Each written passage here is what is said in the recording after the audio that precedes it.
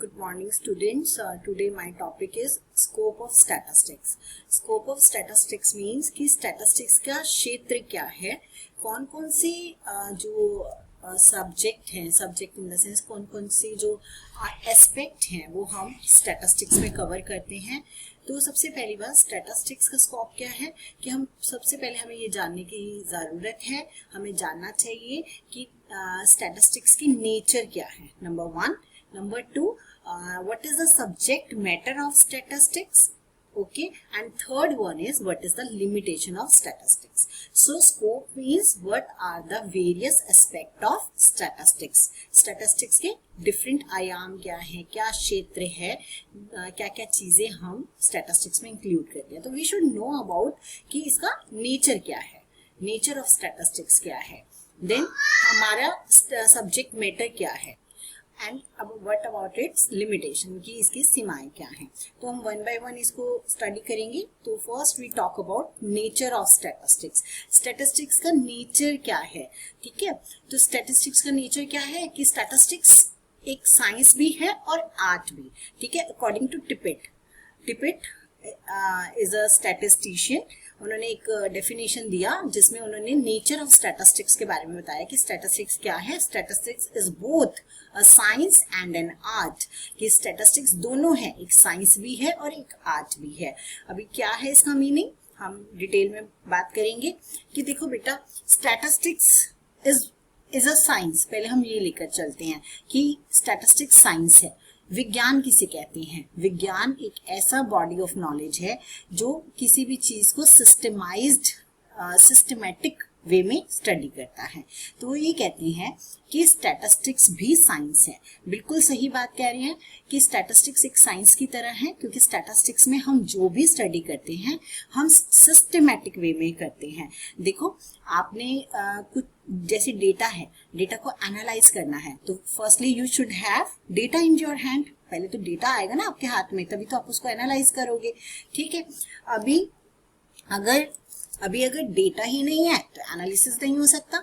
तो firstly we should have data in our hand, then we go for classification. अगर आप data collect करने के बाद उसको प्रॉपर क्लासीफाई नहीं करोगे तब तक आप उसको एनालाइज नहीं कर सकते हो।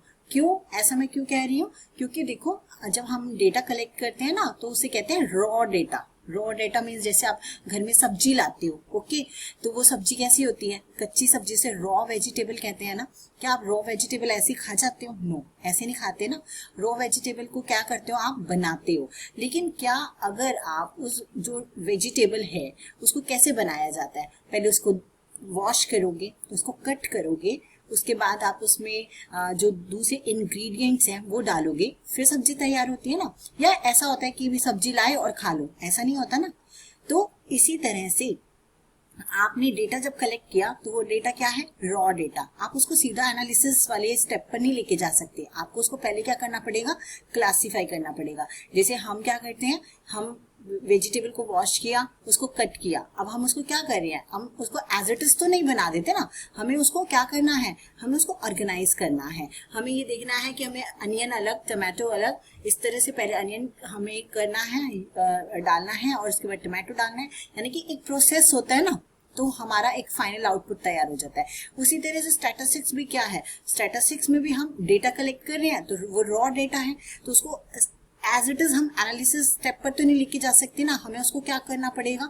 हमें पहले उसको ऑर्गेनाइज करना है। डेटा को ऑर्गेनाइज करने के बाद हम उसको प्रेजेंट करते हैं in the form of table और डायग्राम। उसके बाद हम उसको एनालाइज करते हैं। तो क्योंकि हम एक सिस्टमैटिक वे से चल रहे हैं, हमारा जो मैथड है, हमारा जो वे है वो क्या है? सिस्टमैटिक। तो सिस्टमैटिक होने की वजह से हम ये क्या कहते हैं? स्टैटिस्टिक्स क्या है? एक साइंस है, एक साइंस की तरह ये काम करता है। उसके बाद हम कहते हैं स्टैटिस्टिक्स इज एन आर्ट।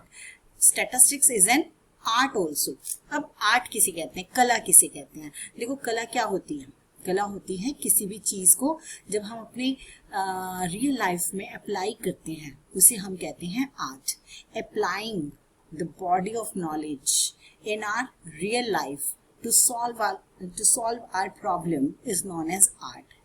कला क्या है? कला है किसी भी ज्ञान की क्षेत्र को अपने जीवन में अप्लाई करना, to solve our problem, it is an art. और स्टैटिस्टिक्स में भी तो हम यही करते हैं। हम ये जो पूरा प्रोसेस कर रहे हैं डेटा कलेक्ट करने का, डेटा को ऑर्गेनाइज करने का, डेटा को प्रेजेंट करने का, डेटा को एनालाइज करने का, ये सब क्यों कर रहे हैं? ताकि हम अपनी प्रॉब्लम को सॉल्व कर पाए। तो यानी कि अप्लाई कर रहे हैं ना, एप्लीकेशन। हम ध्यान दे रहे हैं कि हमने स्टैटिस्टिक्स जो है हम क्यों से यूज कर रहे हैं, टू सॉल्व आवर प्रॉब्लम। और आर्ट भी क्या कहता है? आर्ट भी कहता है किसी भी बॉडी ऑफ नॉलेज को जब आप अपने जीवन में, अपने रियल लाइफ में उसको अप्लाई करते हो, दैट इज आर्ट। और यहाँ पे भी तो आप उसको रियल लाइफ में, अपनी रियल लाइफ प्रॉब्लम को सॉल्व करने के लिए आप स्टैटिस्टिक्स को यूज कर रहे हो। इसलिए ये क्या कहा जाता है कि स्टैटिस्टिक्स भी क्या है? आर्ट है। तो अब नेक्स्ट बात करते हैं सब्जेक्ट मैटर की, कि what is the subject matter of statistics. Statistics क्या है, इसका सब्जेक्ट मैटर क्या है? तो हम दो तरीके से बात कर सकते हैं कि statistics is descriptive as well as inferential. अभी देखो नाम से आपको मतलब आइडिया मिल रहा है descriptive. Descriptive means, descriptive word किससे बना है? डिस्क्राइब करने से, वर्णन करने से। यानी कि स्टैटिस्टिक्स, डिस्क्रिप्टिव स्टैटिस्टिक्स कब कहलाती हैं? when it describes the situation. Okay, when it describes the situation, it is called descriptive statistics. And what is inferential statistics? When we conclude something, जब हम किसी conclusion पर पहुंचते हैं, when we derive an inference, जब हम कोई inference derive करते हैं। और यहाँ पे inference का मीनिंग क्या है? इन्फ्रेंस का मतलब है कि स्टैटिस्टिक्स की जो मेथड्स हैं, जब वो हमें एक कंक्लूजन तक पहुंचाते हैं, हम कोई बात को एक्सेप्ट कर लेते हैं या रिजेक्ट करते हैं, हम किसी कंक्लूजन पर पहुंचते हैं, उसे हम क्या कहेंगे? Inferential statistics. अब दोनों में फर्क क्या है? डिस्क्रिप्टिव स्टैटिस्टिक्स इन्फ्रेंस निकालने में काम नहीं आ रही है। क्यों? क्योंकि वो सिर्फ सिचुएशन को डिस्क्राइब करिए। कैसे? मैं आपको एक एग्जांपल देती हूँ। जैसे कि मान लीजिए, तो अभी हम एक एग्जांपल लेते हैं। जैसे कि देखिए, मान लीजिए मैंने आपकी क्लास से पूछा कि आपके मार्क्स कितने आए हैं। ठीक है, आप सभी ने अपने मार्क्स मुझे बताए, तो मैंने एक एवरेज ले लिया कि आपकी क्लास का एवरेज स्कोर क्या है। ठीक है, अब ये जो एवरेज स्कोर है, ये जो मीन है, ये डिस्क्राइब कर रहा है सिचुएशन को कि इस क्लास का एवरेज स्कोर 70 है। तो it means it is describing the situation. Situation को क्या किया इसने? डिस्क्राइब किया। But if we want to draw some conclusion, लेकिन अगर हम किसी परिणाम पर पहुंचना चाहें, कंक्लूजन पे पहुंचना चाहें, तो स्टैटिस्टिक्स में बहुत सारे टेस्ट हैं। ठीक है, जैसे T test, F test, Z test, बहुत सारे टेस्ट हैं जो हमें कंक्लूजन पर पहुंचने में हेल्प करते हैं कि अगर इस क्लास का एवरेज स्कोर 70 है, तो इसके बेसिस पर क्या हम ये कह सकते हैं कि पूरी क्लास जो है उसका IQ लेवल सेम है? तो ये क्या हुआ? कंक्लूजन हुआ।